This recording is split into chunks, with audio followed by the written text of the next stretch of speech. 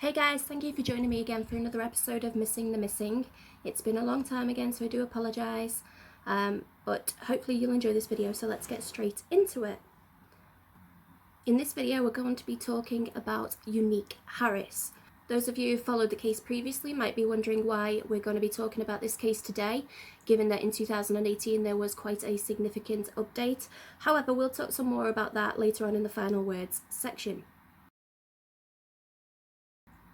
Unique Raquel Leona Harris was born after a 5-hour labour on the 31st of January 1986 to young parents. Her mother, Valencia, was just 19 years old when her daughter was born, and Unique's father last saw them when she was just a few weeks old. Unique and Valencia bonded in the early years when it was just the two of them, with Valencia stating, quote, "I have never in my life not known where my child is. For 24 years, I spoke with her every day. After some time, Valencia met somebody new, and they grew to be a family of 5, with the births of Unique's younger brother Varndell Jordan and sister Ashley. The family were raised in Richmond, Virginia, where the children went to school at John Marshall High School, with Unique graduating in 2004. In the 4th grade, an optometrist advised Valencia that Unique's eyesight was poor, and this would deteriorate over time to the point that when she was in her 20s, her eyesight was so bad that she could barely read a bedside clock, and so she slept with her glasses next to her on a pillow. Despite this, however, she was known to enjoy crochet and sewing. Unique was described as a jovial daughter, loving, with a strong sense of faith. She was a girly girl who always put family first. Her door was always open, and she held the family down, according to her brother Varndell. She was the quintessential big sister and cared less about classwork than about friends. She was teased by her family for being so soft and caring so much that everybody got along. Unique was always the one who remembered things and picked up extra cards, for example, just in case anybody forgot about a special occasion. She liked to make big celebrations out of little events and wanted things to look right. An example being that if the family ate KFC, she wanted it served on real plates. Unique had 2 sons of her own, Richard, named after her maternal grandfather, and Andre. Both children were born in Richmond, but the relationship between Unique and the children's father didn't last, and when they split up, there ensued a battle over child support. Unique was said to have wanted a fresh start. Earlier on in 2006, her mother Valencia had moved to Washington, D.C., and so in 2010, Unique decided to follow suit to be closer to her. Her sons were aged 3 and 5 at the time and approaching school age, and she had wanted to return to school herself to become a massage therapist. Valencia described Unique as having a sharp focus on her children and her education, and so offered to help with childcare to make this possible for her. As is to be expected, being a single mother and going back to school, finances were slim. Unique was waiting to hear about financial aid, and although Valencia suggested she and the boys move in with her, Unique wanted her independence and moved to an apartment she could afford on the 2400 block in Hartford Street Southeast, sadly a less than perfect part of town. It was, however, just a 5-minute drive from Valencia's home, and the two saw each other nearly every day during the 5 weeks Unique had been moved in. With the exception of the move, there was nothing out of the ordinary leading up to Unique's disappearance. Everything seemed to be in place for a bright future. Unique enrolled Richard and Andre in daycare and herself onto a course at Centura College. She had also found a new church, and she'd bought new Dolce & Gabbana eyeglass frames to treat herself after the move, and had enrolled back at school. The day prior to the disappearance, Friday the 8th of October 2010, Unique brought the children to see Valencia, who was on bed rest with a broken foot, after school.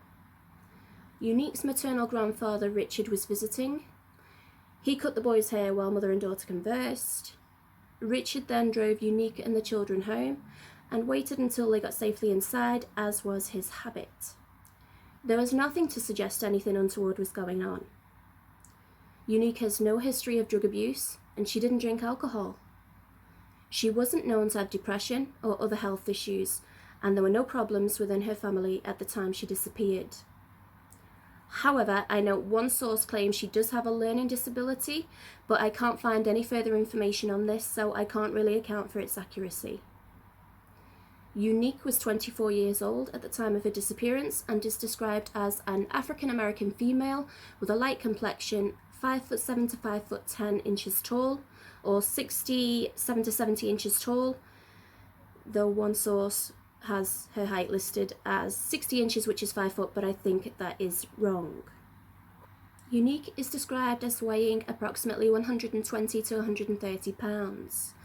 She has brown eyes and brown hair, described as short at the time, with dark brown roots and auburn highlights, strands or streaks. She has a mole on her upper lip and her ears are pierced. Unique also has some tattoos. She has her sons' names Richard and Hugh Andre on her lower back and her name Unique on her upper arm. Most sources, including NamUs, agree that this is the right arm. She is thought to have been wearing a white shirt or t-shirt and grey pants, with a 16 to 20 inch sterling silver necklace, which has a broken clasp and is secured in place by a safety pin. She was also wearing a matching gold necklace and earring set with red garnet beads. Unique did not have access to a vehicle at the time of her disappearance. On Saturday the 9th of October 2010, one of Unique's younger cousins, or her cousin's daughter Talia Reid, referred to as Unique's niece in some sources and referred to as anywhere between 8 and 10 years old, she was there for a sleepover. Richard Sr. called, possibly around 7 p.m, to speak with the family, and he could hear the kids laughing in the background and popcorn popping as they were preparing to watch a movie. Richard said goodnight to the boys and fully expected to speak to Unique as usual the following day. However, at some point between then and the following morning, Unique would disappear without a trace. As far as it's known, the family watched a movie on the Saturday night before Unique put the children to bed in the room over from her own. The children slept through the night and awoke at about 8:30 or 9 a.m. in the morning of Sunday the 10th of October 2010 to find Unique missing. The boys said they didn't hear anything unusual during the night. Sources vary on the subsequent particulars, but most seem to agree on the following account. When the children awoke to find Unique gone, Talia called her mother, Tiffany Reid, who lived across town, to tell her that she couldn't find Unique. She told me they woke up and that Unique wasn't there, Tiffany said.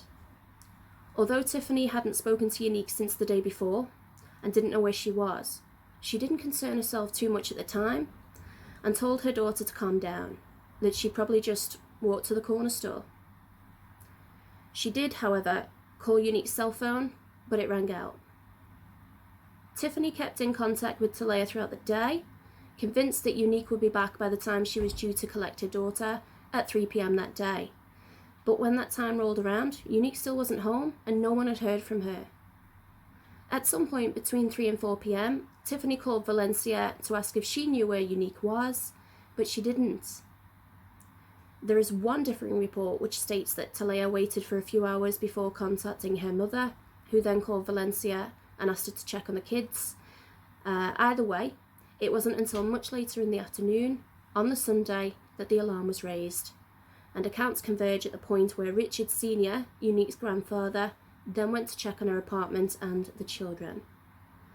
Richard found Unique's glasses folded on a pillow on her bed where Unique customarily kept them as she slept, but the bed hadn't been slept in. Other items of importance were also left behind in the apartment, which concerned Richard, including Unique's purse containing her money and ID hanging on a dining room chair, though her cell phone and keys were missing. Knowing that Unique wouldn't have voluntarily left her children unattended and that she desperately needed her glasses to see, Richard began to panic. He called Valencia, saying, quote, "It doesn't look good at all," before Washington, D.C. police were called to report Unique's disappearance. Investigation discovered that Unique last took a call from somebody at 3 a.m. on the night or early hours when she disappeared.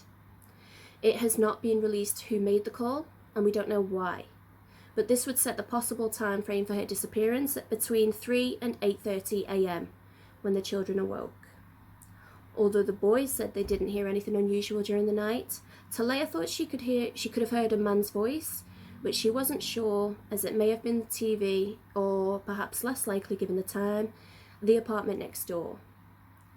There was no evidence of forced entry and no signs of a struggle, but Unique's vision is so poor that she allegedly couldn't see more than 5 feet in front of her. According to Valencia, she couldn't have seen her way down the first flight of steps of her building, let alone all the other flights of steps and outside of the building without her glasses. The area Unique's apartment in had a very high crime rate at the time, and the building itself was not described as secure, as its intercom security system was not working. The apartment door was apparently not in great shape either, though I have no further details about this. The crime map data from 2010, provided by the DC Metropolitan Police Department, shows that there were 88 total crimes, including 36 violent crimes and 52 property crimes reported within just 1,000 feet of Unique's apartment. It has also been alleged that there was a supposed drug dealer living in the same apartment complex at the same time as Unique was living there. It has also been suggested that Unique may have witnessed a murder outside of her apartment not long before she disappeared. Valencia explained, "She called me just emotional about what was unfolding, and when she told me that she was looking out the window, my immediate response to her was, 'Get away from the window. Get away from the window.'" There was a shooting that occurred on the 12th of September 2010 in the 2400 block of Hartford Street. This may be the incident that Unique witnessed. However, an arrest was made and charge was filed in this case, and there was no evidence to suggest that this was related to her disappearance. Unique had separated from her children's father, and the two were involved in a child support dispute for which they had an upcoming court date, though her ex-boyfriend passed a polygraph in her case and maintained that he didn't find out about Unique's disappearance until weeks later, when he thought it was strange that he couldn't reach her to arrange a Halloween visit for the children. Unique was also said to have had a new boyfriend at the time she went missing, though I can't find any information on him except to advise that he was out of state at the time and also passed a polygraph in the case. An article in the Washington Post also suggested that Unique's cell phone continued ringing long after the battery should have died. Sadly, it hasn't been released whether the charger for the phone was left at the apartment or disappeared with Unique. The only thing we know is that it wasn't listed on either the items that disappeared or in the inventory that was left behind. Joel Morpin, commander of the 7th Precinct in DC, advised that straight away Unique's case was allocated to a criminal unit, explaining, quote, "We felt it very odd that she would disappear." As we've said, Unique didn't have any known medical or mental health conditions related to her disappearance, with the exception of the single brief note of a learning disability, which I'm taking with a pinch of salt. There were no known familial problems aside from the ongoing child support issue with her ex-boyfriend. Unique didn't have a drink or drug problem and was not known to lead a high-risk lifestyle. Joel Morpin continues, "There was no indication of any foul play. The place wasn't dishevelled. It wasn't torn up. You do have cases where people just leave, but we didn't feel like that was the situation here." Despite this assertion, however, Valencia says it took a week or two after Unique went missing to get a missing persons flyer from the police, since they had originally listed her disappearance as non-critical.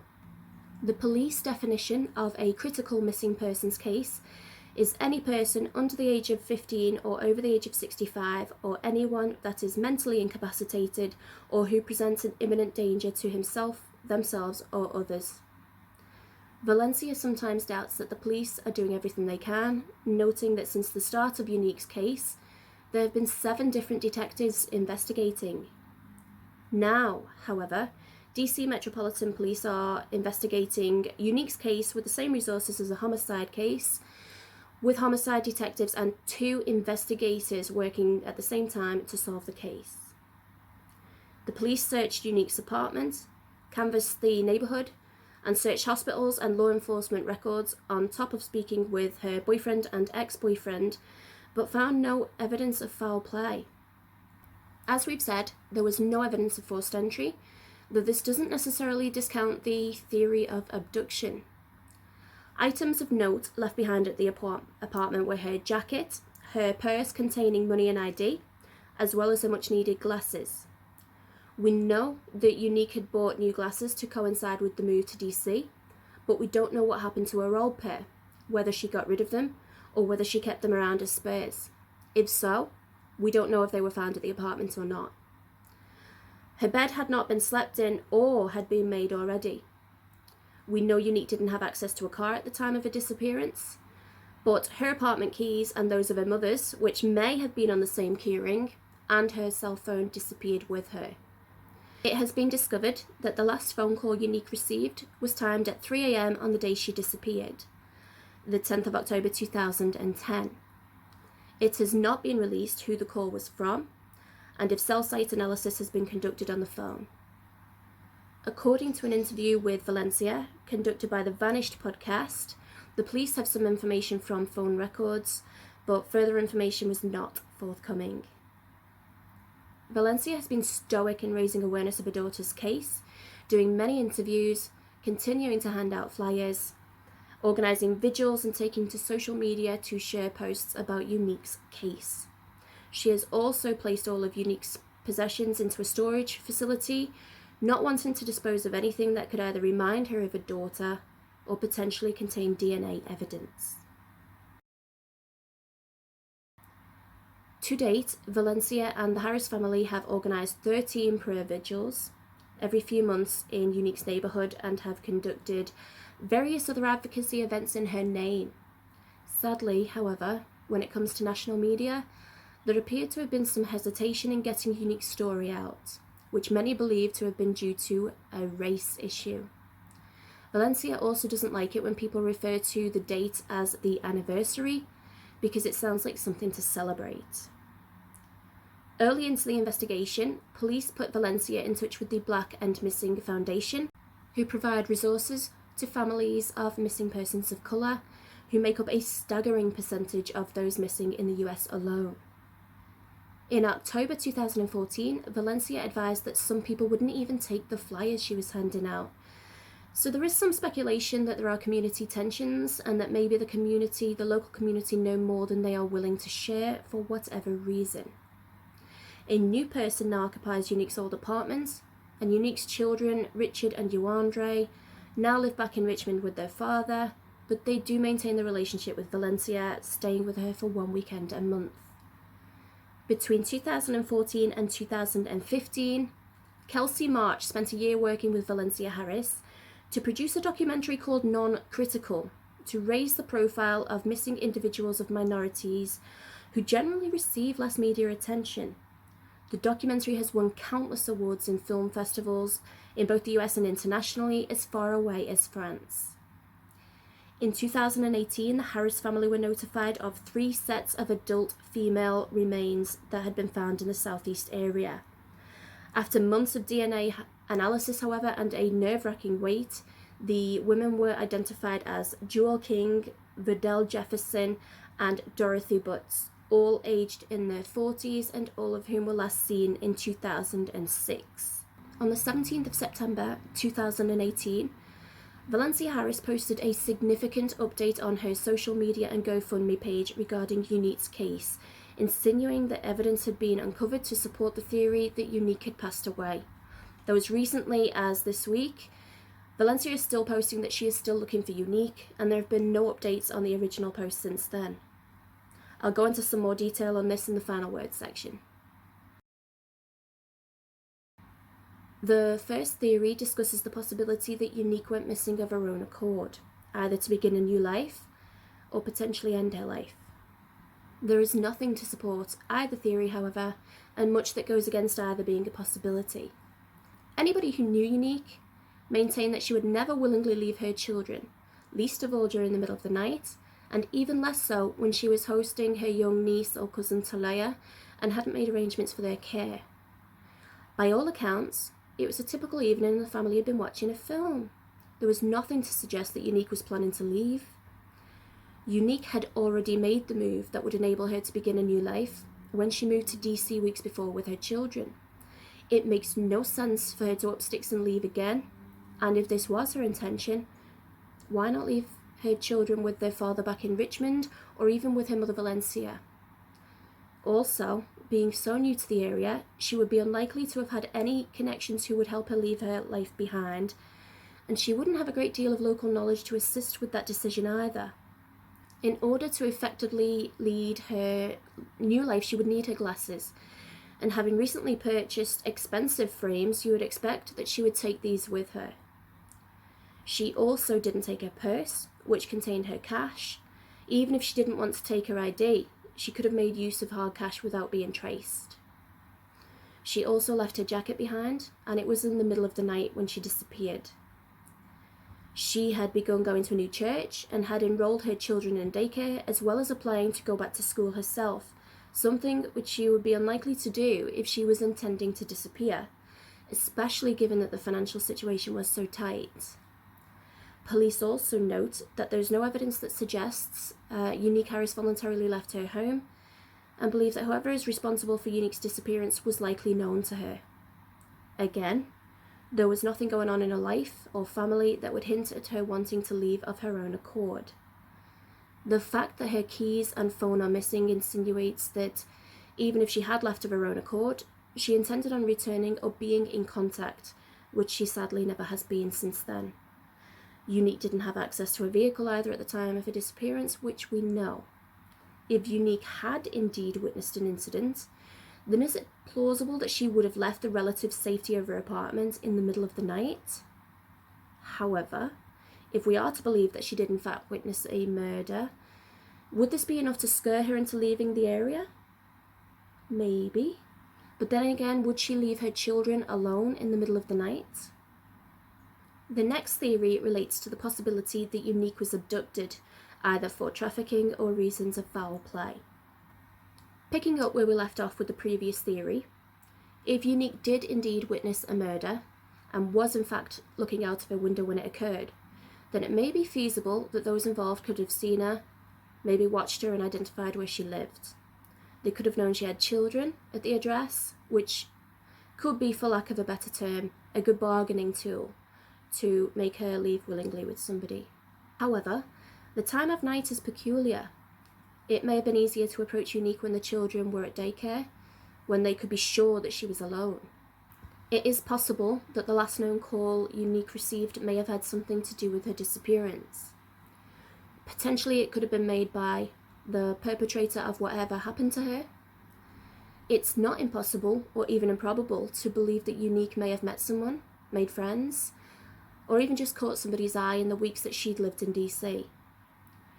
3 a.m. is a strange time to call someone, unless you have made prior arrangements or are very familiar with the recipient. I don't know the layout of Unique's apartment, but maybe Unique took off her glasses, placing them on her pillow, as was her custom, intending to settle down for the night, when her phone rang. Would she put her glasses back on to answer the phone? I don't know. She could also have stepped outside to take the call in order not to risk waking the children. Maybe somebody was waiting for her, or maybe something happened when she stepped outside. The timing is very strange indeed, but I would like to believe the authorities know who made the call and are investigating that line of inquiry.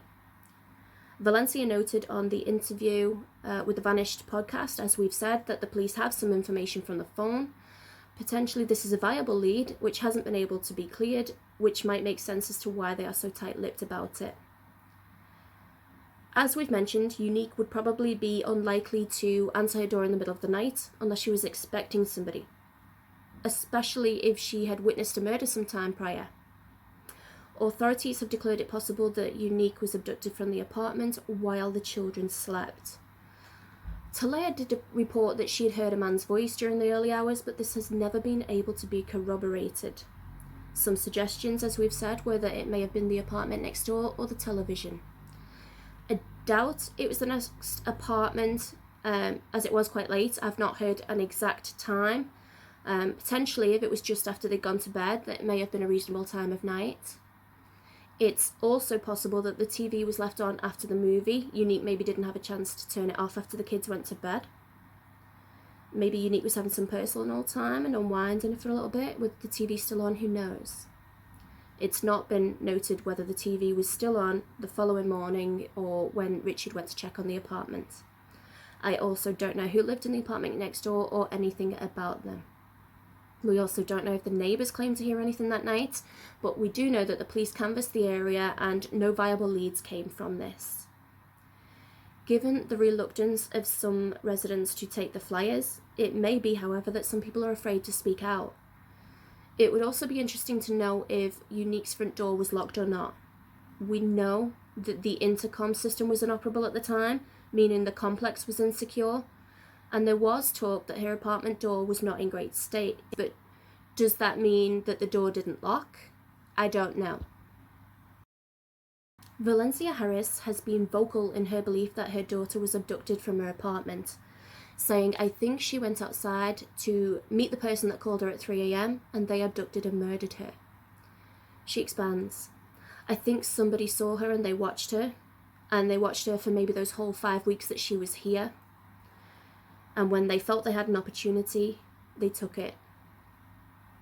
Given that her bed was either not slept in or already made, it would point towards the fact that Unique may have been expecting either the call or a visitor, though we can't speculate much beyond this. It's worth questioning why she felt she needed a fresh start to begin with. It could have been perfectly reasonable, a split from her children's father, wanting to follow her mother, but it equally could have been that she felt she needed to leave something behind. Is it possible that whatever she left caught up with her? There have been some comments from Valencia that maybe Unique's ex-boyfriend and the father of her children, and the person with whom she was in a child support battle, knows something more about what happened to Unique. But we also know that Richard Jr. and Yuandre spend one weekend a month with Valencia, despite living in Richmond with their father. While this may be part of a court order, it may be that their father is happy for the family to maintain relations, so this could point both ways. One of the biggest sticking points in the whole case is the potential that Unique saw something she shouldn't have seen. Whilst we've not been able to confirm this, we know that Unique spoke with her mother about the potential murder or the violent incident that she had witnessed, so it's not out of the realm of possibility that she may have spoken to others about it. Perhaps someone found out and wanted to silence Unique. Here, I just want to highlight the brilliant work that the Black Hair Missing Foundation do. Despite making up a relatively small percentage of the US population, persons of colour alone amount to a disproportionately high percentage of the number of missing persons cases across the country, and sadly receive much less media attention than others. They have downloadable documents, including an editable missing persons flyer for you to create your own. They have a missing persons checklist to keep you focused and on track. There is an online reporting tool and links to educational documents relating to child abductions, as well as educational resources for children as well. The work the foundation does is commendable, hence my wanting to give it a shout out here. I'm now going to leave you with a repeat of Unique's description, some contact details in case you have any information relating to the case, and some final words from those close to the case. Unique was 24 years old at the time of her disappearance and is described as an African American female with light complexion, 5'7" to 5'10", or 67 to 70 inches tall. She weighs between 120 to 130 pounds. She has brown eyes and brown hair, which is described as short at the time, with dark brown roots and auburn highlights. She has a mole on her upper lip and her ears are pierced. Unique also has some tattoos. She has her sons' names, Richard and Yuandre, on her lower back, and her name Unique on her upper arm, most likely the right arm. She is thought to have been wearing a white shirt or t-shirt and grey pants at the time, with a 16 to 20 inch sterling silver necklace with a broken clasp, which is secured in place with a safety pin. She was also wearing a matching gold necklace and earring set with red garnet beads, and she did not have access to a vehicle at the time of her disappearance. Sadly, today, the only tangible piece of her daughter that Valencia has left is one of her baby molar teeth. My first thought in the morning is, Unique, Mama's going to find you or die trying. I'm not going to let anybody kill my daughter off without proof that she's dead, not a judge and not an attorney. Unique's son Richard is also heard saying, I actually really miss my mum. And Valencia goes on to confirm, I promised the children their grandma was going to find their mother or die trying. When researching this case, one phrase above all stood out to me, and that was, when people die, there is a horrible finality, but when people are missing, it's the hope that's unbearable. I think it may be better phrased that it's the unknown that is unbearable. Psychologist Ari Kruglansky from the University of Maryland explains, when the preoccupation with the consideration of possibilities becomes extremely resource and energy consuming, and they cannot deal with anything else, with all of the challenges that come with not knowing, then closure becomes paramount. And frustratingly, in this case, the Harris family are yet to receive that closure. So if you have any information relating to this case, please use the contact information in the description box below to send it to those in a position to act on it. Valencia continues her appeal. I know there's someone out there that knows exactly what happened to my daughter. My appeal to them is, release your soul from this demon, because only God knows at this point where my daughter is and what happened and who did it to her. And in case Unique is in a position to hear or see it, Valencia has a message for her daughter. Your mother loves you madly. Your mother and family have never stopped missing you. I am still looking for you with every fibre of my being. I am not satisfied, nor will I stop until I find you. Until then, you just hold on and you stay in prayer.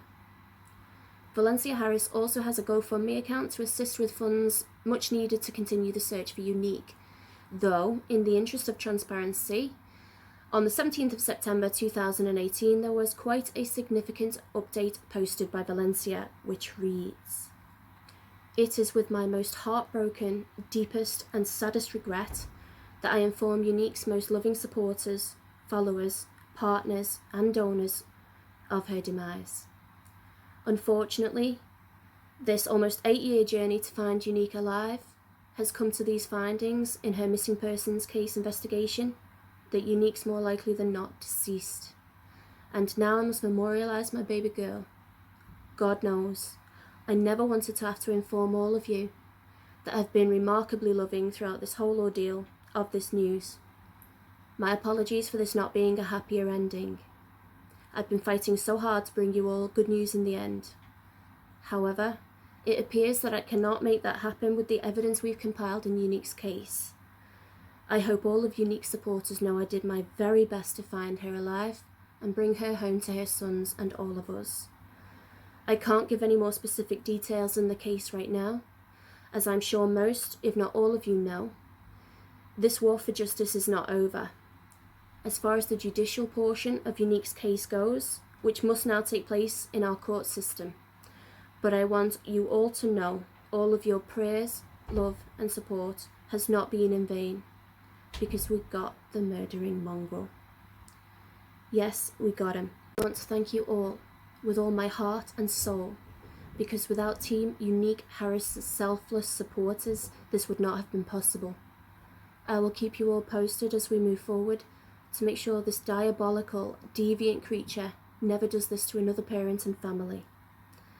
I also want to make it clear that my advocacy and speaking out and up for the missing and abducted, unresolved homicide, and human and sex trafficking victims will still be an integral part of my life.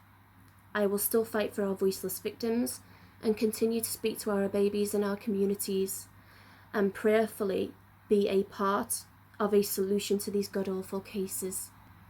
I intend to make sure my child's short 24-year life that was so brutally taken away from her will not be in vain.